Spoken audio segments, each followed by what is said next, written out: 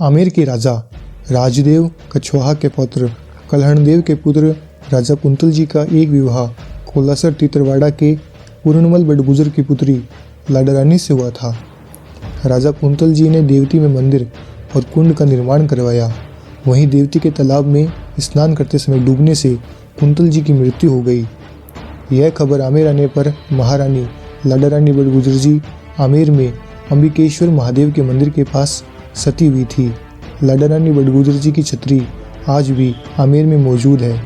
लाडारानी की गिनती बड़े ईश्वर भक्तों में होती है।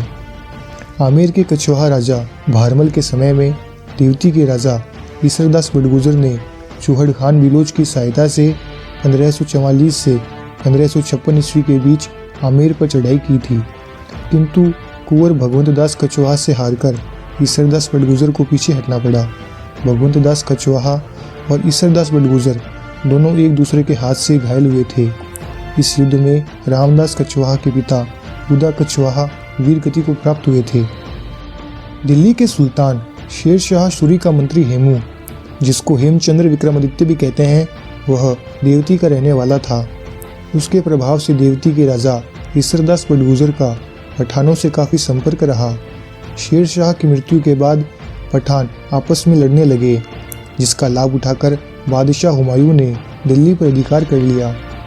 बाद में 1556 ईस्वी में हुमायूं की मृत्यु हो गई तो हेमू विक्रमादित्य ने पठानों और राजपूतों को संगठित करके दिल्ली पर चढ़ाई कर दी।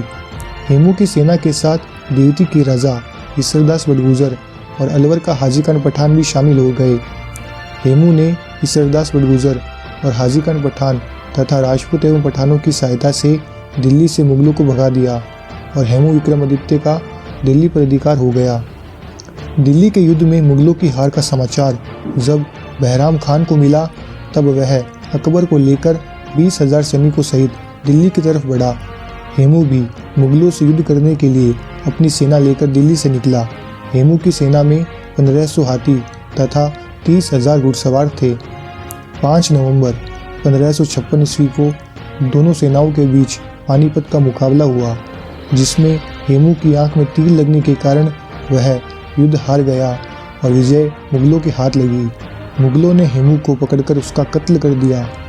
दिल्ली से हेमू के परिवार वाले सारा खजाना और सोना हाथियों पर लादकर अलवर की तरफ भागे।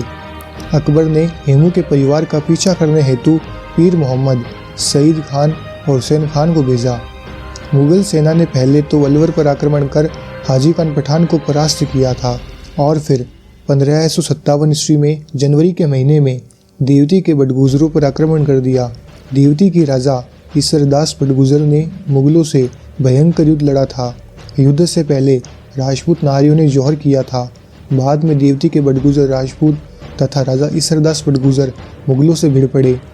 मुगल सेना विशाल होते हुए भी राजा ईसरदास ने मुगलों पर इतना भयंकर आक्रमण किया कि मुगलों को तीतर बीतर कर दिया और भारी संख्या में अपनी तलवार से मुगलों को मौत के घाट उतार दिया था। अंत में मुगलों ने छल कपट से काम लेते हुए राजा ईसरदास बड़गुजर पर धोखे से वार करके उनका सिर धड़ से अलग कर दिया। राजा ईसरदास सिर कटने के बाद भी कई घंटों तक मुगलों से लड़ते रहे और वहीं पर वीर गति को प्राप्त हो गए। जहां पर राजा ईसरदास ने वीर गति प्राप्त की, वहां पर उनका छोटा सा स्थान बना हुआ है, जिसको फेटा के जुझारजी के नाम से लोग पूछते हैं। ज्येष्ठ महीने के शुक्ल पक्ष के प्रथम मंगलवार और शनिवार को यहाँ मेला लगता है, जिसमें दूर दूर से लोग अपनी इच्छाएं पूरी करने के लिए जुझारजी के धूप देने आते हैं। इस युद्ध में राजा ईसरदास की वीरता के कारण उनकी चारों दिशाओं में बड़ी ख्याति हुई। जन सामान्य में एक दोहा अब भी बड़े गर्व से गाया जाता है, दाग न लाग्यो देवती ईसर गए वदग, अर्थात राजा ईसरदास बड़गुजर के कारण देवती को दाग नहीं लगा, यानी मुगलों से किसी प्रकार का समझौता नहीं किया गया और स्वयं अदग रहते हुए जुझार हुए। आज भी राजा ईसरदास का मंदिर हजारों लोगों की श्रद्धा का केंद्र बना हुआ है। राजा ईसरदास बड़गुजर के युद्ध में वीर गति प्राप्त होने के बाद मुगल सेना देवती पर चढ़ आई और देवती को खूब लूटा और वहां भयंकर कत्लेआम किया। इस प्रकार देवती को पूर्णतया नष्ट कर दिया गया। पुरानी देवती पहाड़ के ऊपर बसी हुई थी, नई देवती पहाड़ के नीचे बसी हुई है। अलवर के राजगढ़ क्षेत्र से टहला रोड पर 25 किलोमीटर आगे देवती आता है। अब यह एक छोटा सा गांव मात्र ही है। मुगल सेना ने देवती को नष्ट कर डाला था और बड़गुजरों के अधिकार से देवती हमेशा के लिए छूट गई। इसके बाद बड़गुजरों ने मांचेडी को अपनी नई राजधानी के रूप में विकसित किया था। मांचेडी की एक बावड़ी में 1382 ईस्वी का एक शिलालेख मिला है। इस शिलालेख के अनुसार दिल्ली के सुल्तान फिरोज शाह तुगलक के राज्यकाल में मांचेडी पर बड़गुजर कुल के राजा आसलदेव के पुत्र महाराजा धीराज भोगादेव का शासन था। इस शिलालेख में ही बड़गुजर शब्द प्रयोग में आया है। भोगादेव फिरोज शाह तुगलक का सामंत था। मांचेडी से ही एक दूसरी बावड़ी में 1458 ईस्वी का एक और शिलालेख मिला है। यह सुल्तान बहलोल शाह लोदी के समय का है और यह खंडित स्थिति में मिला है। इस शिलालेख में बड़गुजर महाराजा राम सिंह के पुत्र महाराजा राजपाल देव का राज्य होना दर्शाता है। राजौर और मांचेडी के इन शिलालेखों से यह सिद्ध होता है कि उस प्रदेश पर 960 ईस्वी से 1458 ईस्वी तक बड़गुजर वंश का शासन था।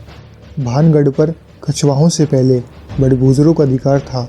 आमेर के राजा मान सिंह ने 1597 ईस्वी में भानगढ़ के बड़गुजरों के विरुद्ध चढ़ाई की थी। बसवा के निकट कछवाहों और बड़गुजरों में भयंकर युद्ध हुआ था, जिसमें कछवाहों की जीत हुई थी। राजा मान सिंह ने भानगढ़ को बड़गुजरों से जीतकर अपने छोटे भाई माधो सिंह को भानगढ़ दे दिया था।